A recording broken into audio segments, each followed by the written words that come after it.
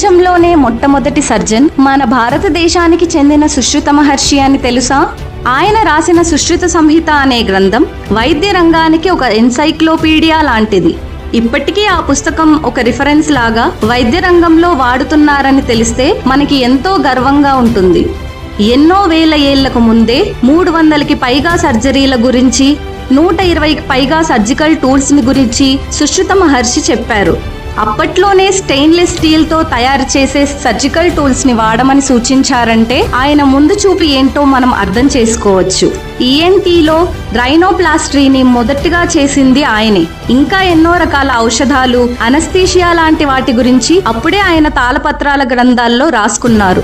ఇప్పుడు ఆ పత్రాలని ఎంతో మంది ఎన్నో భాషల్లో అనువదించారు. అందులో ఉండేవి ఆచరిస్తున్నారు కూడా. ఇలాంటి ఎన్నో మన భారతదేశంలోని గొప్ప విషయాలని ఈ వండర్స్ ఆఫ్ భారత్ సిరీస్ లో చూడొచ్చు.